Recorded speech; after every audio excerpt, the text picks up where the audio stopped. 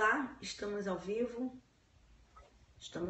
pelo Periscope, estamos ao vivo também pelo Facebook Live, para nossa segunda parte da revisão de direito penal. Eu quero pedir também o Marcelo, um beijo grande no seu coração, meu grande amigo Marcelo Machado, entrando aí na live, a galera do Facebook Live, muito boa noite. Vamos então, tudo bem, queridos do coração, como vocês estão? Espero que vocês aproveitem aí a nossa live de hoje. Vamos lá, vamos começar a trabalhar. Vamos lá, galera. Rafael Abreu, um beijo para você, muito obrigada, Rafael, Andréia. Querida, não brinca não, pensou que eu não fosse vir, né? Eu devo dizer para vocês que é porque eu hoje tô com uma dor no meu braço que eu não tô conseguindo entender, mas eu tô melhorzinha agora, vai dar tudo certinho. A live vai dar tudo certinho, se Deus quiser, tudo certinho aqui para nós fazermos a nossa transmissão. Pessoal de Crato, no Ceará, um grande beijo para toda a galera de Crato, no Ceará. Um beijo para Vanessa, para Juliana Reis. Minha amiga vascaína querida, um beijo para você. Tá vendo? Apareci sim. Vamos lá, Jennifer, boa noite. Mataus, Juliana. Mataus tá sempre aqui na minha live. Se você não tiver, vou sentir saudade, Mataus. Vamos lá. Muito obrigada, querida. Vai ficar tudo bem, se Deus quiser. Vamos começar, então? Vamos começar a trabalhar, Germana, aí no Facebook Live. Vamos lá. Galera de Maceió, muito boa noite pro pessoal de Maceió, Petrolina, Pernambuco, um beijo para todos vocês, eu amo essa terra. Vamos lá, gente.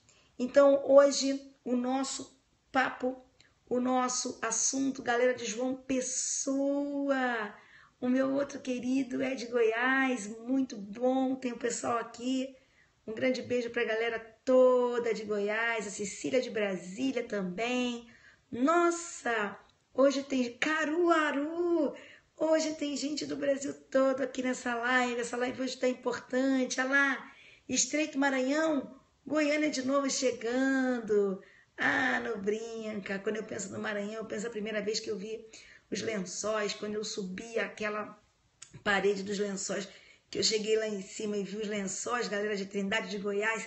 Sabe o que aconteceu? Eu chorei, falei assim, gente, se a pessoa olhar para isso aqui, não acreditar em Deus, a pessoa não acredita nunca mais que Deus existe, que lugar é esse, que lugar é esse? Nunca mais vou esquecer aquela visão que eu tive dos lençóis maranhenses e o choro daquele meu dia pela manhã. Olha, vamos lá? Então, pretinhos, vamos começar aqui a nossa live. Um beijo para a galera de João Pessoa, na Paraíba, mais um beijo para vocês. Que Deus abençoe todo mundo da Paraíba, todo mundo do Brasil todo. Vamos lá, gente. Vamos então começar a nossa live de hoje com mais 20 dicas sobre a questão aqui da teoria, né, de direito penal. Ontem nós falamos sobre a aplicação. Um beijo para a galera do Rio de Janeiro, do meu Rio de Janeiro. Olha só, ontem nós falamos, meu amor, eu não estou conseguindo ver o seu nome, Tatiana, um beijo para você, meu amor. Olha, ontem nós falamos sobre a aplicação da lei no tempo e no espaço. Hoje nós vamos falar do fato típico. Queridos, quando nós pensamos no conceito... Tânia, um beijo para Tânia. Quando nós falamos do conceito analítico de crime, meu amigo Luiz, meu amigo Eduardo, nós falamos de um conceito que será variado de acordo com a adoção de uma teoria bipartida, de uma teoria tripartida e até de uma teoria quadripartida. Explico. Para uma teoria bipartida, o crime é fato típico e ilícito, a culpabilidade seria mero pressuposto para aplicação de pena. Para uma teoria tripartida, o crime seria um fato típico, ilícito, culpável. Para uma teoria quadripartida, ele seria típico, ilícito, culpável e punível. Vejam, os nossos teóricos aqui, os nossos doutrinadores aqui, eles, na verdade, se dividem principalmente em dois grupos. Um grupo que entende que foi adotado o conceito bipartido, uma teoria bipartida, e que crime é fato típico e ilícito, e outros que entendem que o crime é fato típico, ilícito, culpável. seja como for, uma coisa é certa. Uma coisa é certa. Para o Código Penal, de acordo com o que se tem no Código Penal, meu amigo Kleber, o que nós temos é que o crime é fato típico e ilícito. Para o Código Penal brasileiro, para a legislação penal brasileira, o crime é fato típico e ilícito. Isso é um fato. Esse fato se revelou verdadeiro, principalmente agora, quer dizer, e muito recentemente, desculpem, se não fossem todas as disposições do Código Penal a respeito, nós ainda poderíamos dizer que o fato se revelou mais verdadeiro quando, na Lei 12.850, ao falar sobre a figura do agente infiltrado, o artigo 13, parágrafo único da Lei 12.850, diz que o agente infiltrado pode praticar crime, mas sendo inexigível conduta diversa, não lhe será imposta a pena. Então, o artigo 13, parágrafo 2º, diz que o agente infiltrado em determinadas situações, ao praticar conduta típica e ilícita, pratica crime, mas estará isento de pena por inexigibilidade de conduta diversa, ou seja, está colocando a culpabilidade fora do conceito de crime, tá? Então, para o Código Penal, o crime é fato típico e ilícito, mas na nossa doutrina, muitos dos nossos doutrinadores vão dizer, eu, por exemplo, concordo com eles, crime é fato típico, ilícito e culpável. O nosso estudo de hoje é o do fato típico. E quando nós falamos do fato típico, vamos para a primeira dica, tá? Porque isso tudo foi introdução. Agora, o fato típico, ele é composto por 4 elementos, segundo nos diz a doutrina mais tradicional. O fato típico, ele é composto pela conduta, pelo resultado, pelo nexo causal, pela tipicidade. Vou repetir. O fato típico é composto pela conduta, pelo resultado, pelo nexo causal, pela tipicidade. Vamos lá. Agora, qual é o conceito de conduta? O conceito de conduta vai depender da teoria a que nós estivermos aliados. Então, para os causalistas, qual seria o conceito de conduta? A conduta seria o comportamento humano que provoca uma modificação no mundo exterior. Esse era o conceito de conduta para os finalistas. Os finalistas, eles não se preocupavam com o conteúdo finalístico da vontade. Desculpe, gente. Isso era o conceito da conduta para os causalistas. Me perdoem, viu?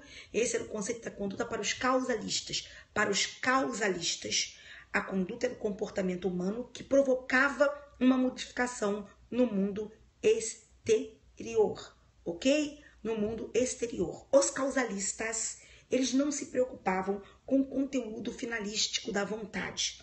O dolo, para os finalistas, que era o vínculo psicológico que ligava o agente à sua conduta, era estudado apenas na culpabilidade. Isso para os causalistas. Bem, então o conceito de conduta para os causalistas é esse. É o comportamento humano que provoca uma modificação no mundo exterior. Um beijo grande. É Zuki que tá aí? Um beijo grande, Zuki, para você, meu querido. Tudo de bom para você. Para os finalistas, qual é o conceito de conduta para os finalistas? Para os finalistas, a conduta é a ação ou omissão humana, consciente e voluntária, dirigida a uma finalidade. Então, os finalistas, eles vão se preocupar, eles vão se importar com a questão do conteúdo finalístico da vontade.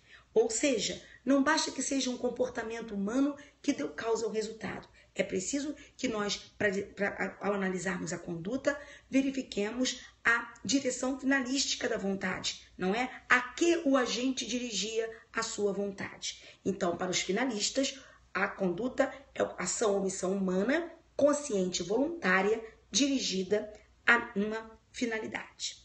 Muito bem. Também existe a teoria social da ação. Se nós pensarmos em teoria social da ação, o que é conduta? A conduta é um comportamento positivo, socialmente relevante, dominável ou dominada pela vontade e dirigida a uma finalidade, ok? Da verdade, quando nós falamos de conceito de teoria social da conduta, na verdade, ela está se preocupando com a questão de ser socialmente relevante ou não. Bem, qual dessas teorias nós usamos? Qual dessas teorias está consagrada na nossa legislação penal atualmente? A teoria finalista. Então, nós adotamos o finalismo, nosso Código Penal, em 1984, foi modificado para que nós incorporássemos os ideais finalistas. E o que significa conduta para nós, então? É o comportamento humano, consciente e voluntário, dirigido a uma finalidade. Ponto. Então, vamos lá. Vamos ver o que entre nós afasta a conduta. O que afastaria a conduta entre nós? Quando nós terminarmos essa live, eu vou colocar uma foto, justamente, não sei se dá para vocês verem ali, ó, uma foto justamente do que está lá no meu quadro, que é falando sobre isso, que era uma live que eu ia fazer hoje, falando sobre isso, ok? Então, o que afasta a conduta? Quando é que poderemos dizer que não existe conduta? Afastam a conduta os denominados estados de inconsciência, como o sonambulismo, a hipnose, porque a conduta é o comportamento humano, consciente e voluntário. Rafael, um beijo no meu coração. Então, se não existe conduta consciente, não existe conduta penalmente relevante, não existe fato típico, ok? Não existe fato típico. Então, olha só o que acontece, gente. Quando a gente fala sobre, deixa pra lá, vamos trocar, tentei, mas não consegui aqui não. Deixa pra lá, balhão. Então vamos lá. Quando a gente fala de conduta, afastam a conduta os estados de inconsciência. Porque se não existe, gente, que coisa chata também isso, né? A pessoa não tem o que fazer, né, não, gente? Poxa, não vou ficar me preocupando com esse bobalhão, não. Senão a gente não termina aqui a nossa live, tá? E eu não tô conseguindo bloquear, ainda tem essa que eu não consigo bloquear. É que eu não tenho nunca maldade de bloquear, eu não aprendo nem a bloquear. Então você veja só como é que funciona. Então, mas eu não tô conseguindo bloquear. Então eu vou acabar perdendo a nossa live por causa de um bobalhão desse, sabe? Então vamos embora, gente, vamos continuar aqui. Então vamos lá, gente, olha só. Então afastam a conduta os estados de inconsciência, como o sonambulismo, como a hipnose. Também afasta a conduta a ausência de vontade. Então, as ações involuntárias, elas não caracterizam conduta sob o aspecto penal. Então, sabe o que vai acontecer? Olha só o que acontece, por exemplo, na hipótese de uma coação moral irresistível. Na coação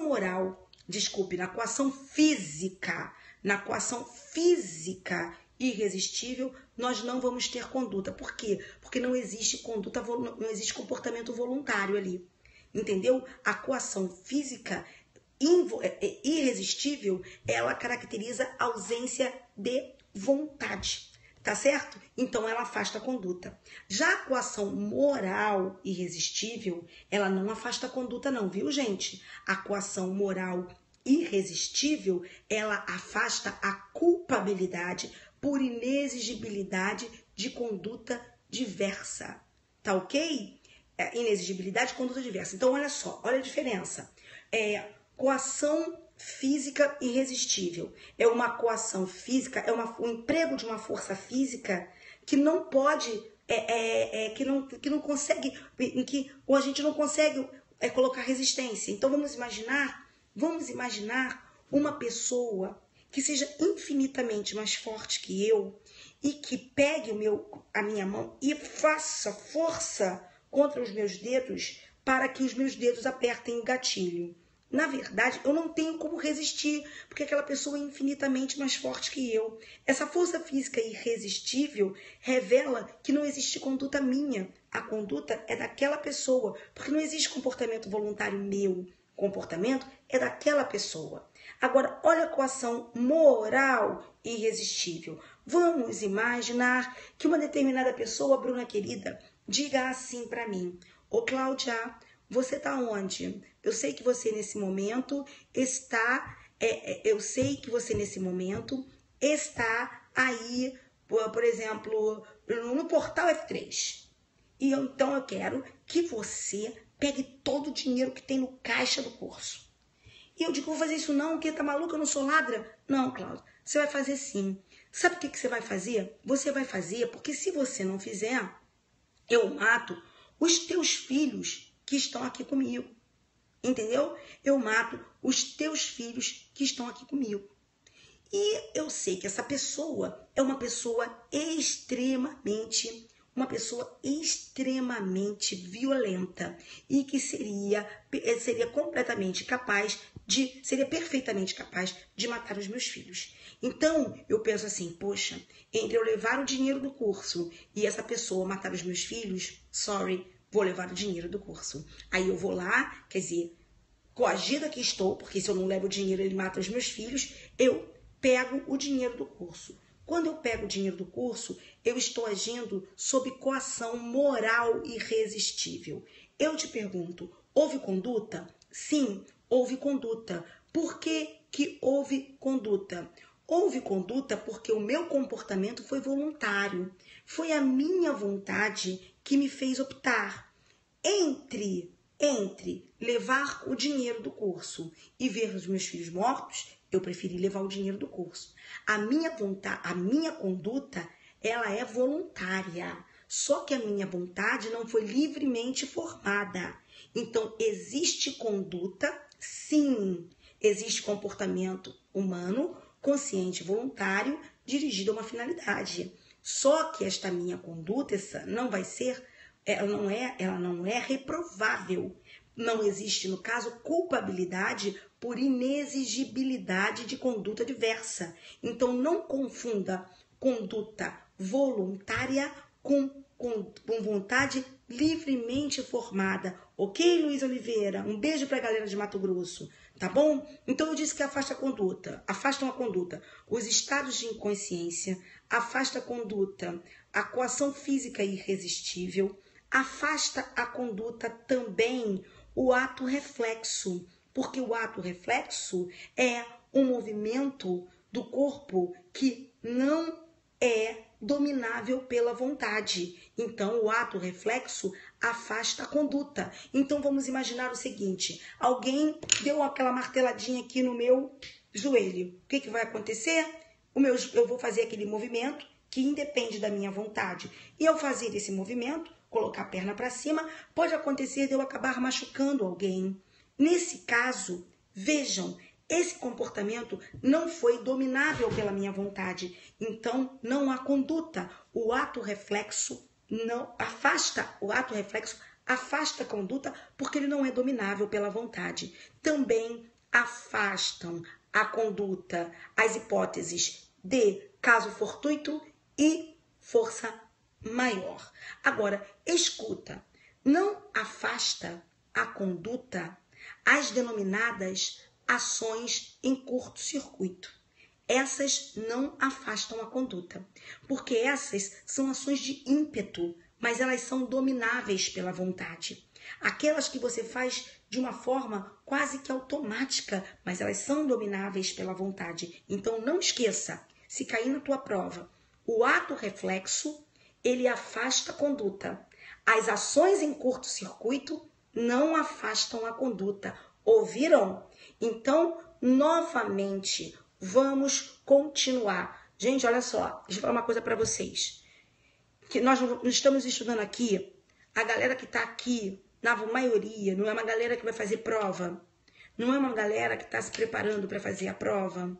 Então, preste atenção. Não deixemos que nada nos tire do nosso objetivo, tá? Eu digo para vocês uma coisa com toda sinceridade. Eu estava aqui, coação física irresistível afasta a conduta, amor. A coação moral irresistível, ela não afasta a conduta. Tá ok? A coação moral irresistível, ela afasta a culpabilidade, tá certo? Por inexigibilidade de conduta diversa. Coação moral irresistível afasta a culpabilidade. Coação física irresistível afasta a conduta por ausência de vontade, tá? Agora, só mais uma. Coação física afasta a conduta, desde que irresistível. Coação moral irresistível afasta a culpabilidade. Agora, só para eu terminar aqui, olha aqui, ó, nós estamos aqui de noite estudando, não é? nós paramos tudo para nós estudarmos, nós temos um objetivo, nós queremos estudar. Todos os bobalhões que entrarem por aí e ficarem falando besteira, querendo desconcentrar a gente, falando palavrão, cara, esquece. Sabe por quê? Porque essas pessoas nunca vão ser nada, nunca vão ter nada, nunca vão contribuir para absolutamente nada na vida. E eu só não falo palavrão porque não é meu jeito de falar de palavrão para aluno. Eu sempre digo, eu falo palavrão, mas jamais eu falo palavrão na sala de aula, jamais falo palavrão na aula. Luiz, um beijo, Luiz, para você, meu amor, tá? Então, presta atenção. E eu só não vou falar aqui para dizer para vocês o seguinte, ó, tira essa galera não quer nada. Para essa galera a gente tem que, walk, tá certo? Andar, tá? Vamos nos concentrar aqui no nosso trabalho, vamos nos concentrar aqui na nossa live, que ele tá querendo tirar o foco de vocês. Ele tá vendo que não tá tirando o meu foco, tá querendo tirar o foco de vocês. Aí vocês estão dando confiança para ele, porque vocês estão aí incomodados. Não se incomodem por mim, não. Tá, meus amores? Não se incomodem por mim, não. Porque eu não me preocupo com quem... Eu sempre disse isso desde pequenininha. Eu não acendo vela para defunto ruim. Entendeu? Tudo que eu faço, eu sempre penso que tem alguém que pode estar aproveitando. Entendeu? Então, deixa isso pra lá. Vamos com foco? Vamos continuar? Vamos manter aqui o foco? Não é isso? Se cada um denunciar o comportamento, a pessoa não aparece mais. E se vocês não falarem nada a respeito do que a pessoa está falando, do que a pessoa está comentando, a pessoa vai parar, porque tu não vai dar confiança para ela, ela vai parar. Vamos focar? Vamos focar? Então, vamos focar aqui, vamos voltar. Coação física irresistível afasta a conduta. Coação moral irresistível afasta a culpabilidade. A coação física irresistível afasta a conduta, por quê? Porque não houve conduta voluntária. A vontade não era do coagido. A vontade era da pessoa que exerceu a força física. Já na coação moral irresistível, houve vontade. Lembra do exemplo dos meus filhos? Foi a minha vontade que me fez optar entre o cara matar os meus filhos e eu levar o dinheiro do curso. Sorry, levarei o dinheiro do curso, não é? Só que esta minha vontade não foi livremente formada. Se a minha vontade não foi livremente formada, não é? Não se pode reprovar o meu comportamento. Agora, a ação em curto-circuito, que não deve ser confundida com o ato reflexo, ela não afasta a vontade. Ela é dominável pela vontade. É aquilo que você faz quase que instintivamente, sabe? Então, por exemplo, uma pessoa te perturbando, sai daqui! Você faz assim e você nem... Às vezes você pensa que aquilo é automático, mas isso é dominável pela sua vontade. Já no ato reflexo, isso não é dominável pela sua vontade. Então, por exemplo, não tem aquele negócio que quando dá uma marretadinha aqui no nosso joelho, independente da nossa vontade, a nossa perna sobe? Não é? Se vier um foco de luz muito grande assim na nossa direção, a gente não fecha o olho, isso não é dominado pela nossa vontade. Isso são os denominados atos reflexos. E eles afastam a conduta. Tá bom, meu amor? Já a ação em curto-circuito são aqueles movimentos quase que instintivos, aquela questão de ímpeto, que são domináveis pela vontade e então elas não afastam a conduta. Tá bom, meu amor? Vamos lá. Então, olha aqui, ó. O segundo elemento do fato típico é o resultado. Quando nós falamos, se não for uma vontade livremente formada, meu amor, aí a vontade está viciada, então é inexigível conduta diversa na hipótese de coação moral irresistível. Pergunta sua aqui, pessoal do Facebook Live. Agora vamos lá, uma outra questão, a questão do resultado. Quando nós falamos de resultado sobre o aspecto penal, ele tem dois significados. Eu falei que o fato típico é composto pela conduta, pelo resultado, pelo nexo causal e pela tipicidade, não é? Então, olha só, quando nós falamos da questão do resultado, quando nós pensamos em resultado, existem dois conceitos para resultado. Eu posso falar do resultado naturalístico, ok? E do resultado normativo. O que é o resultado naturalístico? O resultado naturalístico é toda modificação do mundo exterior, obrigada, meu bem, provocada pela conduta do agente. Isso é resultado naturalístico. É a mudança do mundo exterior provocada pelo comportamento do agente, certo? Agora, o que é resultado normativo? Resultado normativo é a lesão ou perigo de lesão provocada pela conduta do agente. Então, olha, perdão, é a lesão ou perigo de lesão ao bem jurídico tutelado, certo? Então, vou repetir. Resultado naturalístico é a mudança no mundo exterior provocada pelo comportamento do agente. Resultado normativo é a lesão ou perigo de lesão ao bem jurídico tutelado pela norma. Aí vem a pergunta: existe crime sem resultado? Olha, depende. Vamos lá. Você concorda comigo que nem todo crime provoca uma mudança no mundo exterior? Nem todo crime nós temos uma conduta que provoca uma mudança no mundo exterior? Então, se isso é verdadeiro, nem todo crime tem resultado naturalístico. Nem todo crime tem resultado naturalístico, porque nem todo crime provoca uma mudança no mundo exterior, tá certo? Mas todo crime tem resultado normativo. Por que todo crime tem resultado normativo ou resultado jurídico? Porque todas as vezes que nós praticamos um crime, nós provocamos uma lesão ou um perigo de lesão ao bem jurídico tutelado. Não existe possibilidade de alguém praticar um crime sem gerar uma lesão ou um perigo de lesão ao bem jurídico tutelado pela norma. De sorte que, olha, é isso, meu amor. Então, olha aqui, ó, existe crime sem resultado? A sua resposta é depende.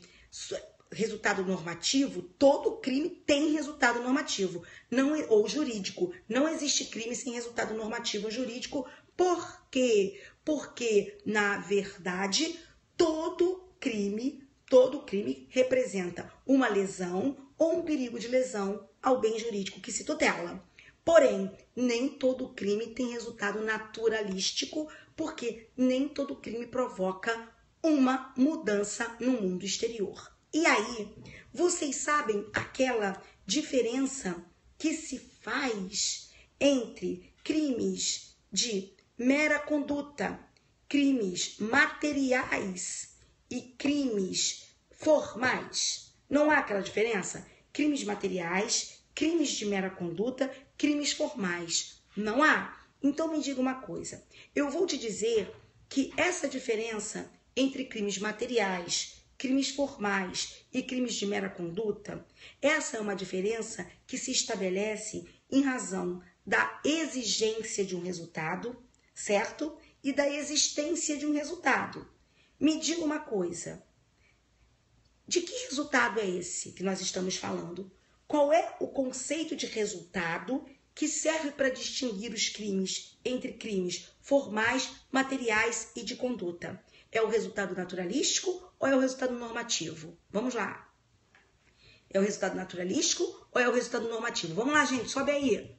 Claro, só pode ser o naturalístico. Sabe por quê? Se todo crime tem resultado normativo, não teria sentido nós classificarmos. Se todo crime tem resultado normativo ou jurídico, não teria sentido nós classificarmos os crimes de acordo com o resultado jurídico, normativo, porque todos têm, não é? Só tem sentido nós definirmos os crimes como materiais, formais e de conduta, tendo-se em vista o resultado naturalístico. Então vamos lá. Digam para mim, meus amores, o que significa crime material? Crime material é um crime que descreve um resultado naturalístico e exige a superveniência do resultado naturalístico para que ele esteja consumado. Esse é o conceito de crime material, galera, aqui do Facebook Live, certo? Agora, o que é um crime formal? Um crime formal é um crime que descreve um resultado naturalístico, mas não exige o resultado naturalístico para que se considere consumado. Então, um exemplo de crime material, o homicídio, descreve o resultado naturalístico, que é a morte, e exige que a morte sobrevenha para que o crime possa ser dito consumado. Concorda? Agora, vamos imaginar uma extorsão mediante sequestro. Vamos imaginar uma extorsão mediante sequestro, ou mesmo uma extorsão. Na extorsão, o que o agente quer no 158? Ele quer obter a vantagem ilícita. Está descrito lá no tipo. Quando ele constrange alguém mediante violência ou grave ameaça a fazer, deixar de fazer ou tolerar que se faça alguma coisa, o que ele quer é obter a vantagem ilícita, não é isso? A indevida vantagem econômica, não é isso? Mas é preciso que ele obtenha a indevida vantagem econômica na extorsão para que o crime se considere consumado? Não, o crime estará consumado quando ele, mediante violência, grave ameaça, constranger a vítima a fazer, deixar de fazer ou tolerar que se faça alguma coisa. Então, esse crime tem um resultado e não exige o resultado para sua consumação. Esse crime pode ser considerado, então, um crime formal. A mesma coisa, extorsão mediante sequestro. O agente sequestra a vítima, mas o que ele quer é obter qualquer vantagem como condição ou preço de resgate. É preciso que ele obtenha a vantagem como condição ou preço de resgate para estar consumada a extorsão mediante sequestro? Não, a extorsão mediante sequestro se consuma com a realização da conduta nuclear, que é o sequestrar. Então, também é um crime formal. Sobre a extorsão ser um crime formal, quer dizer, de descrever um resultado e não exigir o resultado para sua consumação, existe até a súmula, que é a súmula 96 do STJ, ok? Então, o crime material tem resultado e exige o resultado para a consumação. Crime formal tem resultado, descreve resultado, mas não exige o resultado para a sua consumação. E o crime de mera conduta? O crime de mera conduta é aquele crime que nem fala de resultado. Ele só descreve uma conduta, nem menciona um resultado, tá certo? Nos crimes formais, se o resultado acontecer, porque eles descrevem o resultado, se o resultado acontecer no crime formal, que é, eu repito, o resultado é desimportante para a consumação, mas se ele acontecer, ele é mero exaurimento, tá certo? Muito bem. Agora vamos lá. Então, gente, então eu falei aqui para vocês, nós vimos o que é conduta, vimos o que é resultado, dicas mais importantes, dicas principais, não é? Porque nós temos aí muitas coisas para que nós consigamos aqui falar, é só uma revisão, né? São 20 dicas, mas vamos falar agora sobre o terceiro elemento do fato típico, que é o nexo causal, ok? Eu não sei o que você perguntou, meu amor, para eu te responder, tá? Eu não sei o que você perguntou para eu te responder, eu não sei qual foi a sua pergunta, porque aqui passa muita pergunta e eu não vi a sua pergunta para eu te responder, tá? Se o crime de mera conduta não admite tentativa, de acordo com o entendimento doutrinário majoritário, o crime de mera conduta não admite tentativa. Mas para mim isso está errado. O crime de mera conduta admite tentativa sim, porque você pode realizar a conduta, mas você pode tentar realizar a conduta e não conseguir por alguma razão alheia à sua vontade. Agora, eu repito, se cair na sua prova, você opte pela doutrina majoritária. E a doutrina majoritária coloca o crime de mera conduta como um crime que não admite tentativa. Não, eu não sou juíza, eu sou promotora de justiça há 18 anos e professora de Direito Penal há 18 anos aqui no Rio de Janeiro. Tá, meu amor? Vamos lá. Então, se cair na prova, se crime de mera conduta admite tentativa, você diga que não, porque segundo o entendimento majoritário, o crime de mera conduta não admite tentativa, tá? E como eu sempre digo, na prova, sempre coloquem o entendimento majoritário. Na prova, sempre coloquem, muito obrigada, João. Sempre coloquem o entendimento majoritário. Um beijo para o seu irmão, Dr. Tomás Turbano, delegado de polícia. Um beijo grande para você, Tomás. Tudo de bom para você, meu coração. Vamos lá. Então, vamos continuar aqui a nossa questão. Veja bem, gente. Agora, o próximo elemento é o nexo causal, ok? Nem vi, nem reparei. Ah, gente, vamos lá. Ó, posso te falar uma coisa? Tem hora que não é legal, sabia? Sabe por quê? Cara, vocês soubessem a dor no braço que eu tô. tô aqui fazendo live para vocês ficarem discutindo por conta de babaquice. Gente, não vale, não vale. Vamos esquecer, vamos continuar, senão eu vou acabar desistindo. Eu tô aqui quase chorando de dor no braço, por Nosso Senhor, né? Mas eu falei assim, não, eu tenho um projeto, eu tenho que fazer o projeto. Falei pro meu marido, eu vou fazer, né? Mas a questão da mensagem, eu não ligo de mensagem, não. É só o pessoal ficar brigando, fica tirando foco, aí, sabe, não dá vontade, sabe? Vamos lá, gente. Continuando aqui, vamos lá, continuando aqui, a questão do nexo, agora falando sobre nexo causal, né? Que é o próximo elemento. O que é o nexo causal? Gente, o nexo causal é o vínculo que une a conduta ao resultado, tá? É aquilo que une a conduta ao resultado. Então, quando uma conduta provoca um resultado, nós podemos dizer que existe nexo causal entre a conduta e o resultado, tá?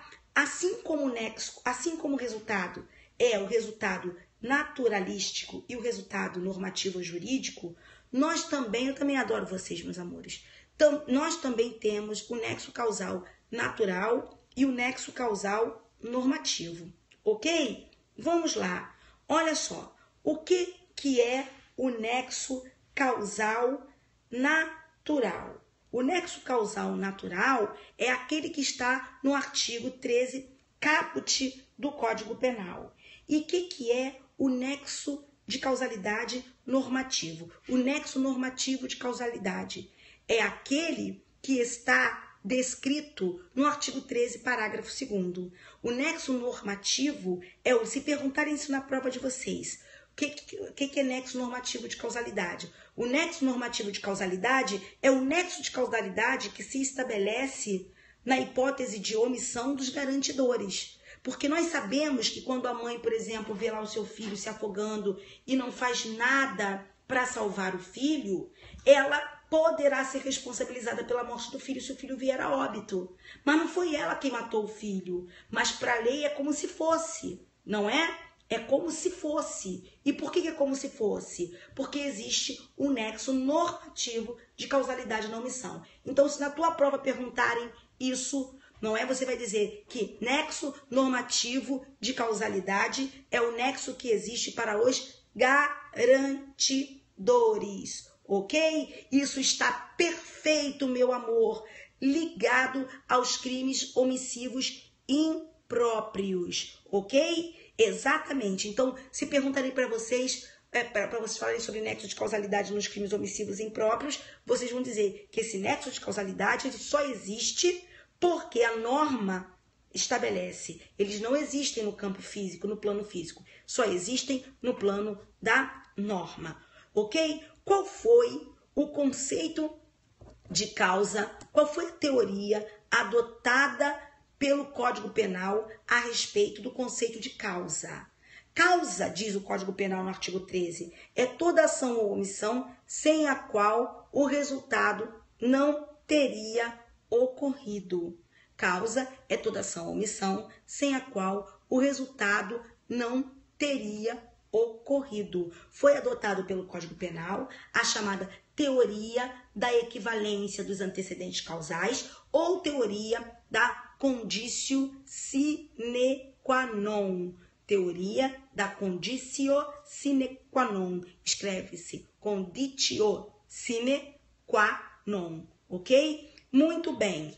Nessa teoria é muito usada a chamada teoria da eliminação hipotética. Nós nos usamos do juízo de eliminação hipotética.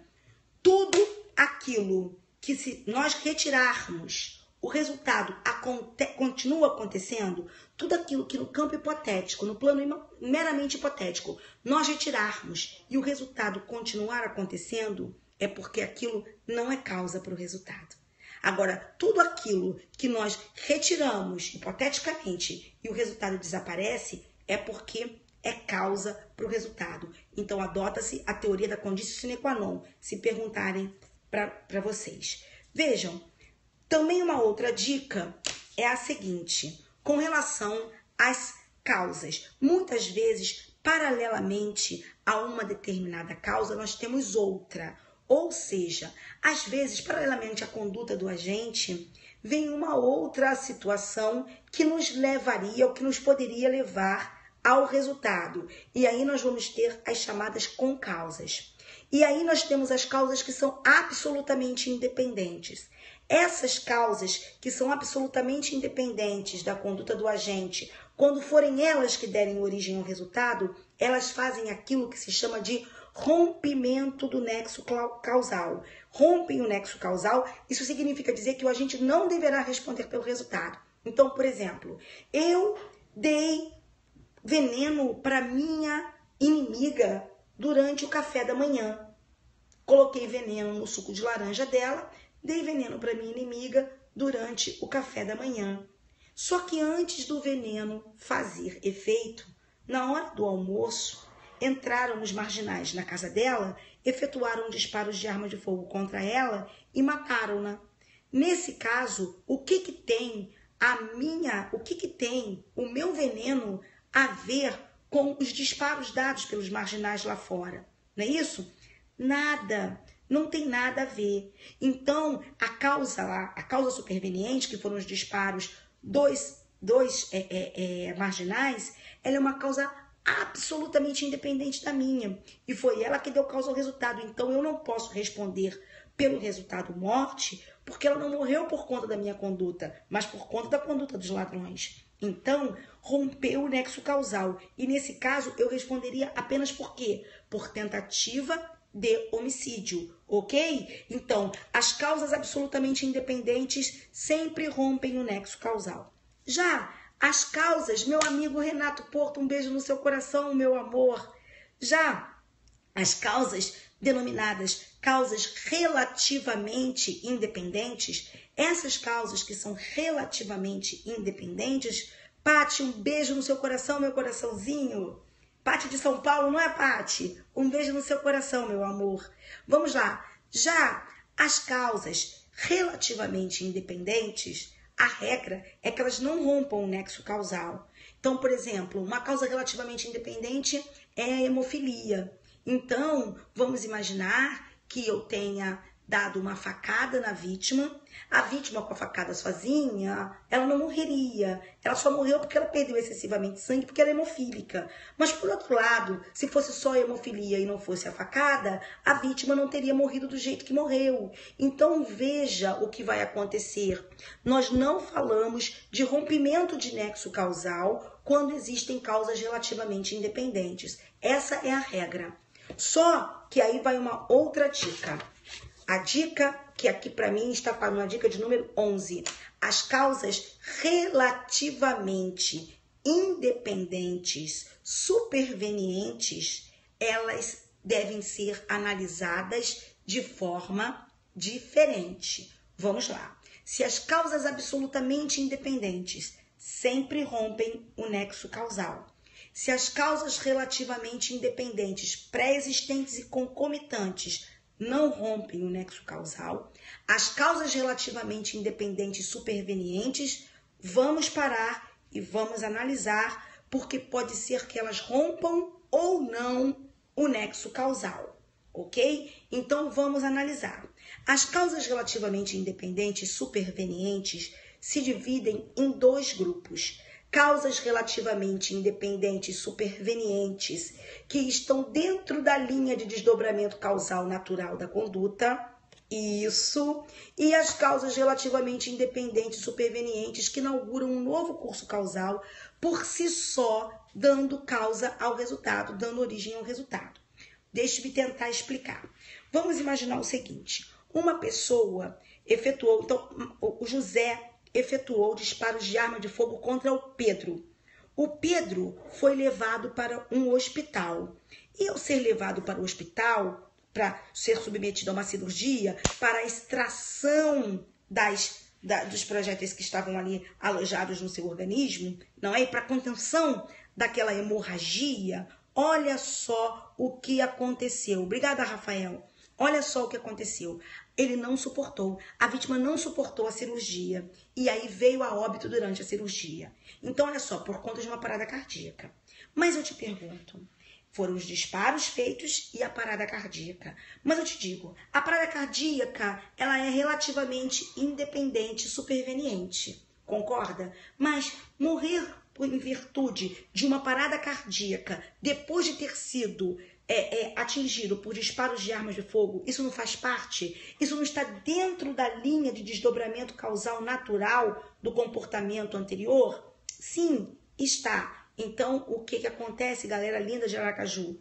Eu não vou ter rompimento do nexo causal. E aquele que disparou a arma de fogo contra a vítima, que depois foi morrer lá no hospital, entendeu?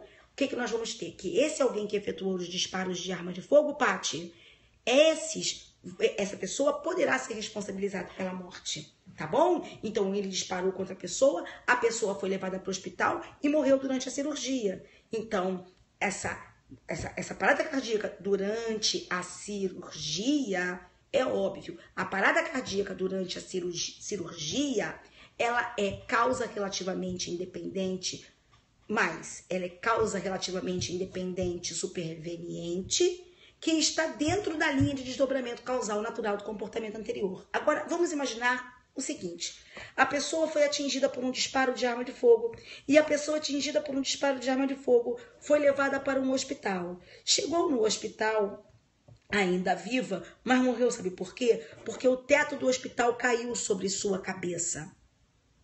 Eu te pergunto, meu amor, morrer porque o teto do hospital caiu sobre sua cabeça está na linha de desdobramento causal natural do comportamento anterior? Ou é uma causa que inaugura um novo curso causal? É um novo curso causal. Então, a queda do teto sobre a cabeça da vítima foi uma causa relativamente independente e superveniente que por si só deu origem ao resultado. Então, aquele que ficou aquele que lá fora efetuou os disparos para matar a vítima, não pode ser responsabilizado por essa morte, porque a morte foi causada pela queda do teto, que é uma causa que por si só deu origem ao resultado. Não está na linha de desdobramento causal natural. Ela inaugura um novo curso causal, tá certo? Nesse caso, houve rompimento do nexo causal e aquele que lá fora efetuou os disparos deverá ser responsabilizado apenas por tentativa de homicídio. Isso se teve o dolo de matar na hora que efetuou os disparos. Agora, vejam o que eu quero dizer para vocês, meus amores. Nós aqui não estamos falando de dolo de culpa, nós estamos falando de nexo causal. Existir nexo causal não significa que a pessoa vá responder pelo resultado. Escuta o que eu quero dizer para você. Quando existe nexo causal, a pessoa pode responder pelo resultado. Só vai responder se houver dolo e culpa. Por isso que alguém... Eu já te respondi então, Paulinha, aí, que Paula que tá aqui no Facebook, tá? Só quero te lembrar o seguinte. Sabe aquelas críticas que muitos fazem para... Ô Luiz, um beijo grande, Luiz de Goiânia. Sabe aquelas críticas que muitos fazem à teoria da equivalência dos antecedentes causais, dizendo que a teoria da equivalência dos antecedentes causais nos poderia levar a um regresso ad infinitum? Essas críticas, elas são, na minha opinião, não são fundadas. Por quê? Porque, na verdade, eu vou ter para limitar isso a exigência do dolo e da culpa. Porque quem provoca um resultado sem dolo, Paula, quem provoca um resultado sem culpa, minha linda, não pode ser responsabilizado pelo resultado. Tá ok? Bem, mais uma dica. Um beijo grande, querido. Um beijo grande. Agora, olha só, mais uma dica, que se refere à questão do conceito de tipicidade. O que é tipicidade? Diz-se que a tipicidade, quando a conduta realizada, a conduta levada a efeito, ela se enquadra, ela se adequa, ela se subsume a um modelo legal incriminador. Então a lei diz assim: matar alguém. José pegou uma faca, deu várias facadas na Maria, matou a Maria. Então José matou Maria. A conduta do José se adequa ao modelo de incriminação matar alguém.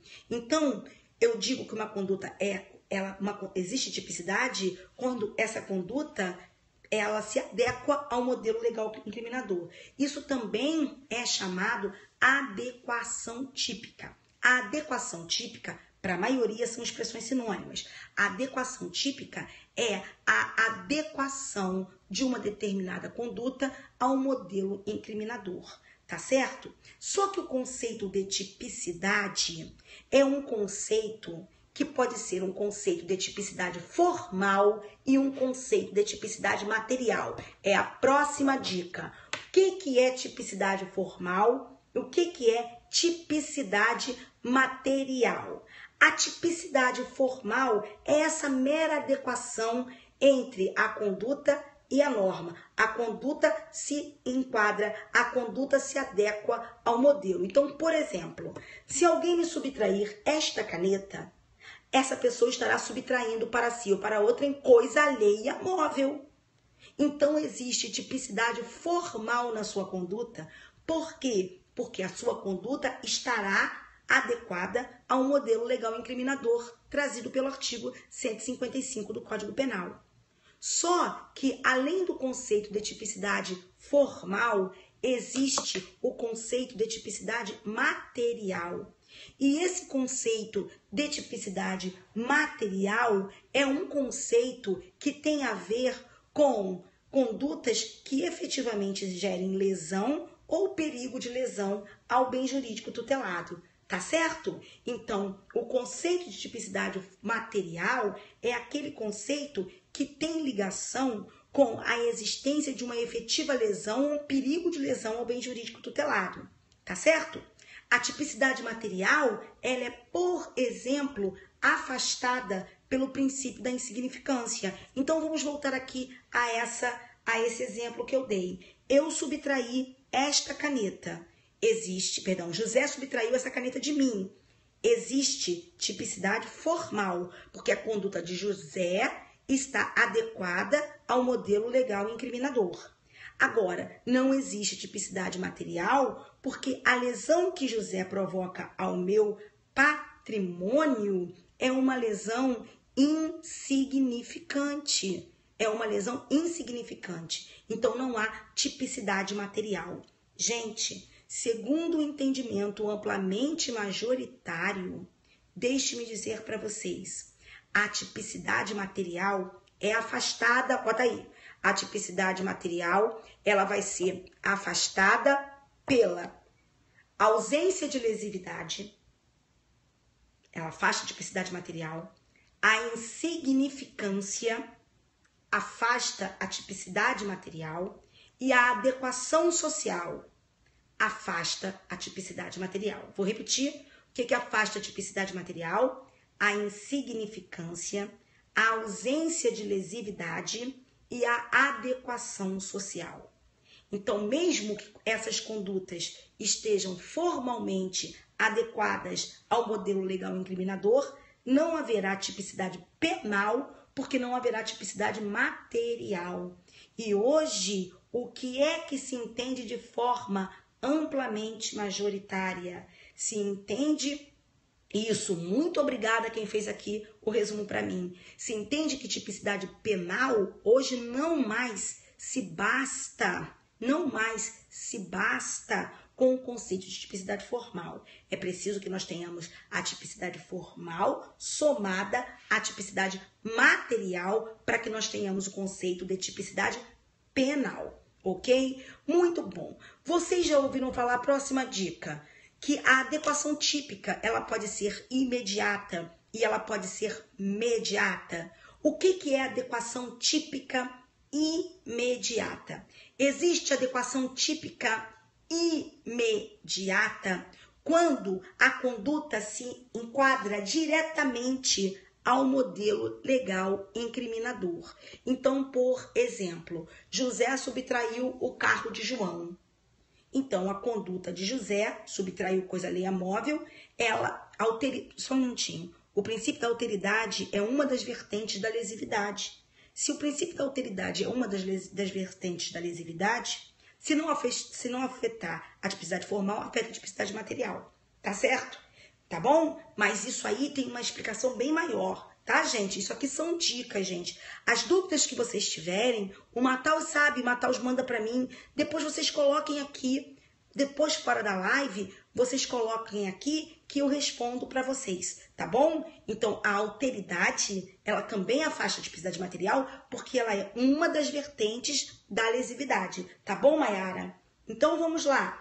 Então, escutem só. Volta aqui. Tipicidade, adequação típica imediata.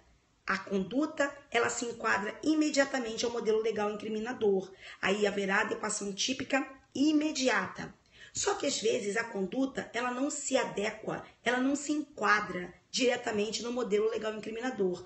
Por exemplo, me diga uma coisa, se eu tento matar e não consigo, a minha conduta não é típica? A minha conduta é ou não é típica? Eu pratiquei ou não pratiquei uma conduta típica se eu tento matar minha amiga Mayara e não consigo?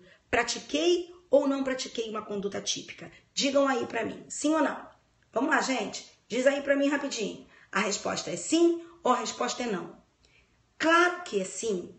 Agora, Mataus, deixa eu te fazer uma pergunta, meus amores aqui também do Periscope. Deixa eu fazer uma pergunta para vocês. Existe alguma norma no Código Penal que fale tentar matar alguém? Quando se define o crime de homicídio, eu tenho tentar matar alguém? Existe esse modelo legal incriminador no Código Penal? Não. Então, como é que eu sei então que é típica se o Código Penal fala que o crime é matar alguém e eu não matei, eu tentei matar? Ah, gente, porque existe uma norma que é a norma de extensão do 14.2 que manda que eu aplique aquele tipo, desde aquele modelo legal de incriminação, desde o início da execução, a partir do início da execução. Queridos, a mãe viu a criança se afogando. A mãe não salvou a criança. A mãe matou a criança? A mãe matou a criança? Não, a mãe não matou a criança. Então, como é que a mãe responde por homicídio? Como é que a mãe pode ser responsabilizada por homicídio? Porque tem uma norma, uma outra norma, que é o 13, parágrafo 2º, que diz que se ela nada fizer para impedir, ela pode ser responsabilizada pelo resultado. Não é? Então, presta atenção. A adequação típica mediata é aquela adequação típica que se faz através da utilização de normas de extensão. Como, por exemplo, a norma do artigo 14.2, a norma do artigo 13, parágrafo 2º e a norma do artigo 29. Quer ver do 29? Eu emprestei a arma para você matar alguém. Qual é meu crime? Homicídio também. Não é? Porque eu concorri para o homicídio, sabendo que eu emprestei a arma para você, sabendo que você usaria a arma para matar uma pessoa, aquela pessoa. Então, eu concorri para o teu homicídio, eu respondo pelo homicídio, artigo 29 do Código Penal. Agora, me diga uma coisa, eu matei? Como é que eu vou responder por homicídio se eu não matei?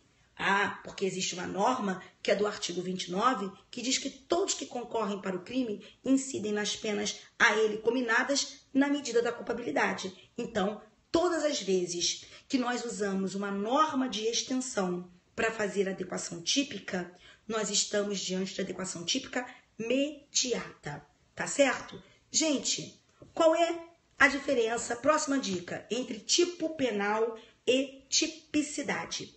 O tipo penal é um modelo legal, é um modelo de incriminação, é um modelo de conduta incriminada, isso o tipo incriminador. Agora, o que é tipicidade? A tipicidade é a adequação da conduta ao tipo, a esse modelo, tá certo? E quais são as funções do tipo? Próxima dica, quais são as funções do tipo? As funções do tipo, a principal função do tipo é a função de garantia. Por quê? porque só podem ser consideradas criminosas condutas previstas em lei como criminosas. Se a conduta não estiver prevista em lei num tipo penal como criminosa, ela não pode ser considerada criminosa. Então é a nossa garantia de que só se a conduta estiver tipificada como criminosa que ela poderá ser considerada criminosa. Tá ok? Então, nessa hipótese, eu posso dizer que o tipo penal tem como sua principal função a função de garantia. E o tipo penal também tem como função ser selecionador, porque é através do tipo penal que o nosso legislador vai selecionar aqueles comportamentos mais graves, aquelas lesões mais graves aos bens jurídicos mais importantes para tipificá-las como criminosas. Tá ok? Muito bem. Agora, olha só, gente, outra dica. Para a teoria finalista, o tipo penal, ele é complexo, ele é bifacetado. Para a teoria finalista, o tipo penal, ele é composto pelo tipo objetivo e o tipo subjetivo. Então, por exemplo, o que é o tipo penal do artigo 121, homicídio? Homicídio não é matar alguém. Homicídio é matar alguém querendo matar alguém. Eu vou falar sobre a tipicidade conglobante amanhã, tá? O tipo de homicídio não é matar alguém. É matar alguém querendo matar alguém. Então, é o tipo objetivo, matar alguém, e o tipo subjetivo, que é o dolo de matar. Tá certo? Então, o tipo penal para os finalistas, ele é bifacetado. Ele é composto pelo tipo objetivo, onde nós temos a descrição do comportamento, e o tipo subjetivo, que é o dolo. O tipo objetivo, olha só, é diferente dos causalistas, porque para os causalistas, o que era homicídio? Era matar. Para os finalistas, eu posso matar e isso não ser homicídio. Por quê? Porque, presta atenção, eu posso matar querendo matar, aí é homicídio. Mas eu posso matar querendo lesionar, aí não é homicídio. Aí é lesão corporal seguida de morte. Eu posso ofender a integridade física e não ser lesão corporal. Por quê? Porque depende. Se eu ofendi a integridade física querendo ofender a integridade física, é lesão corporal. Mas se eu ofendi a integridade física querendo matar, isso é o quê? Tentativa de homicídio. Então, para os finalistas, é tão importante que nós visualizemos a questão do tipo subjetivo, do dolo, da direção finalística da vontade do agente, tá certo? Para os causalistas, não. Se você matou, é conduta típica de homicídio, entendeu? Porque eles não se preocupavam com o conteúdo finalístico da vontade. Eles só iam se preocupar com isso lá na frente, quando eles estudassem a culpabilidade. Eles não viam isso na conduta, ok? Vamos lá. Agora, no tipo objetivo, onde nós temos isso no causalismo, o dolo e a culpa estão na culpabilidade. Perfeito. Vamos lá. Agora, queridos, no tipo objetivo, nós temos, no chamado tipo objetivo, nós temos os elementos do tipo. Os elementos do tipo que se classificam como elementos objetivos ou descritivos, elementos normativos, que são aqueles que dependem de uma valoração, como, por exemplo, mulher honesta, injustamente, indevidamente, sem justa causa, duplicata. Isso são elementos normativos, elementos que dependem de uma valoração. Valoração histórica, social, ética, legal, jurídica, tá certo? Todos os elementos que dependem de valoração são os chamados elementos normativos. Temos também os chamados elementos subjetivos do tipo. Elementos subjetivos do tipo são aqueles que dizem respeito ao especial fim de agir.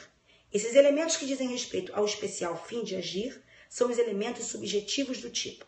E aí, gente, por conta desses elementos, vamos já para o finalzinho da nossa live, próxima dica.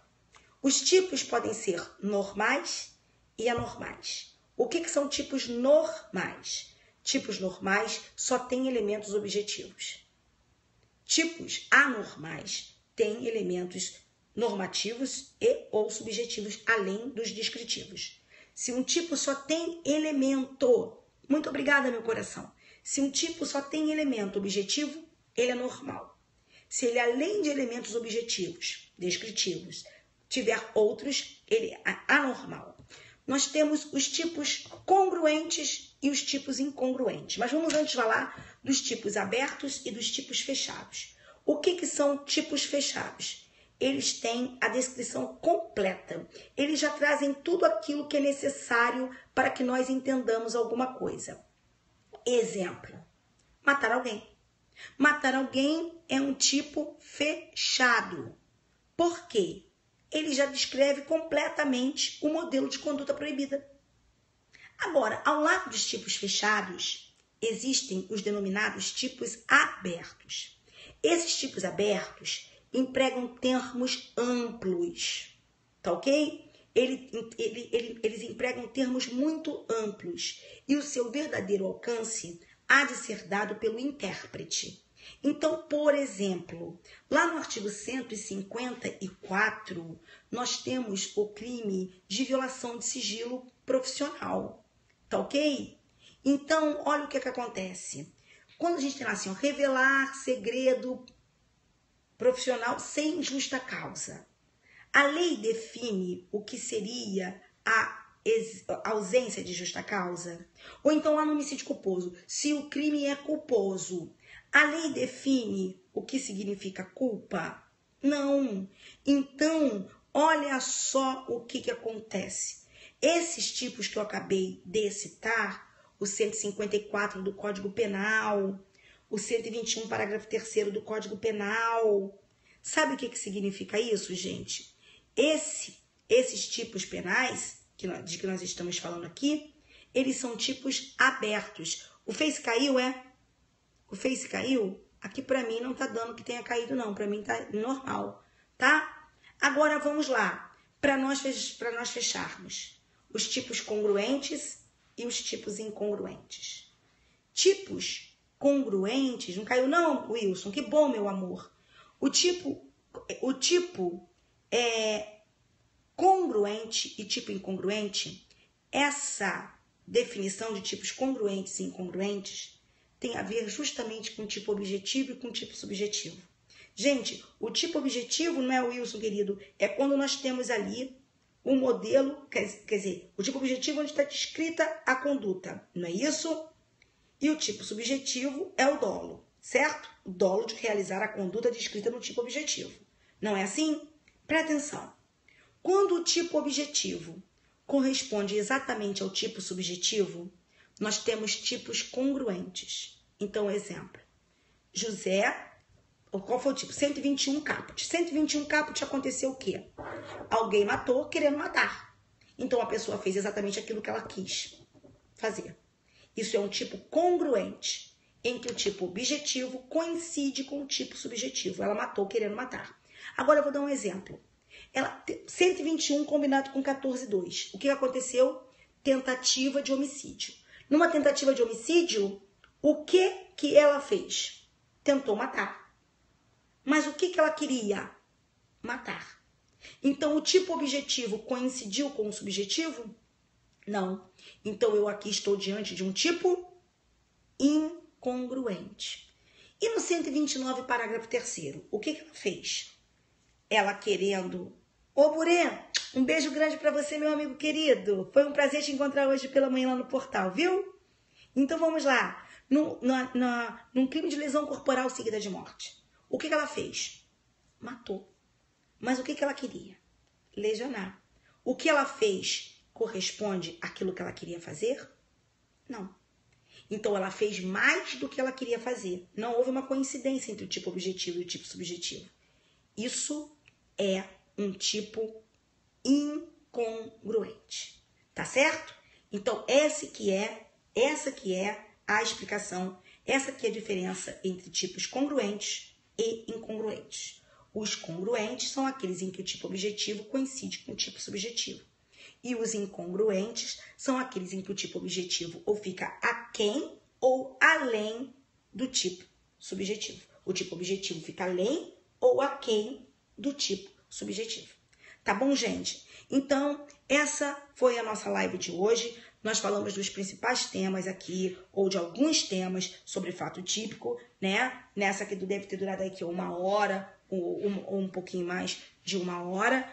Então, nós vamos ficar hoje por aqui e amanhã nós vamos voltar. Amanhã, quando nós voltarmos, nós vamos falar sobre ilicitude, tá, Mataus? Vamos falar sobre ilicitude e culpabilidade. Algumas dicas sobre ilicitude, algumas dicas sobre culpabilidade. Tá joia? E depois, como revisão dos estudos para concurso, não entendi a pergunta, meu amor. Tá certo?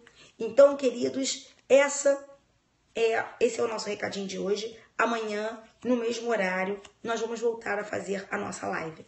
Apesar, gente, que esse horário tá ficando super tarde, né? Mas é o horário que eu consigo. Depois que eu chego do MP, vejo as minhas coisas aqui em casa, né? Vejo as crianças, enfim.